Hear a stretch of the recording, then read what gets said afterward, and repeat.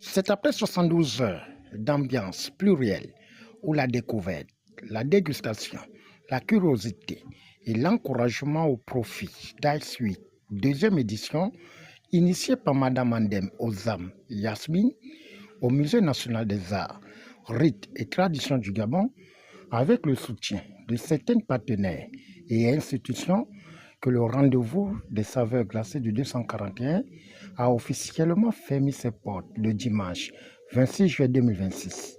Je suis ravi de me retrouver en ces lieux. Je suis venu avec toute ma famille, effectivement, pour apprécier. Et j'ai pu encore remarquer que le Gabon a des talents et a plusieurs richesses.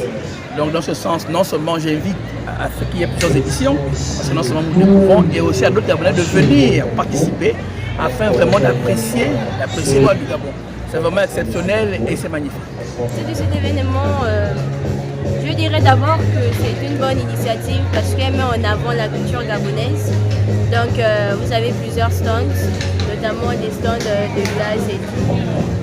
Les stands de glace et tout, on met en avant les saveurs gabonaises, à savoir la badam, le cacao, l'odika. C'est jamais vu. Vous avez des glaces à l'odika. Vous pouvez vous rapprocher pour essayer de goûter. C'est une très bonne initiative et je la loue vraiment. Je vous remercie. Vraiment, les glaces sont très bonnes. J'encourage vraiment à consommer local parce que voici, je suis déjà propos de glace. C'est très... En fait, je cherche même les mots pour définir, mais je ne trouve pas. Vraiment, venez massivement. C'est un moment. J'ai aimé ce qu'on nous propose même au niveau des assaisonnements pour la cuisine.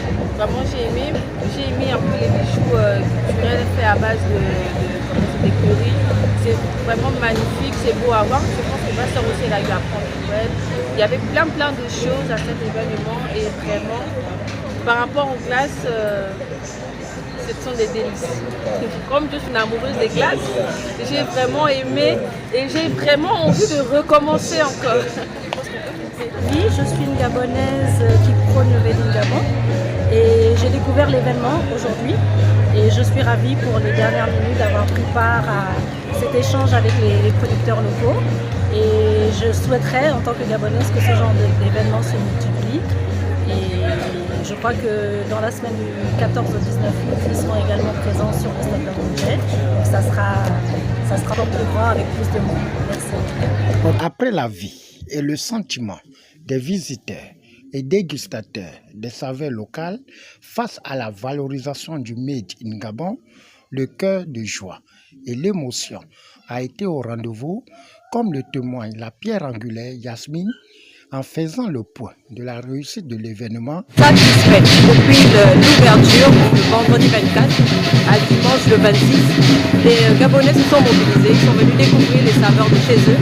Je suis fière de tous nos artisans, exposants et je remercie les partenaires qui nous ont aidés à organiser cet événement. Et ce jour vraiment marque la clôture de Ice Week, deuxième édition. On se donne rendez-vous l'année prochaine pour la 3e édition. Teneurs qui ont voulu m'accompagner, mais c'était un peu tard. Et ceux qui ne savaient pas et qui ont appris pendant l'événement, nous allons venir vers vous. Nous allons vous adresser des courriers. Et si vous avez nos contacts, n'hésitez pas à nous contacter pour que la 3e édition soit encore meilleure que celle-ci. Notons que l'engagement pour la réussite de ces carrefours de saveurs Made in Gabon a eu la grandeur historique grâce aux petits, aux grands gestes. C'est dans une ambiance de divertissement, partage d'expériences et conseils que cet événement est entré en gare grâce au rite traditionnel du 241 en fixant la boussole de la 3e édition.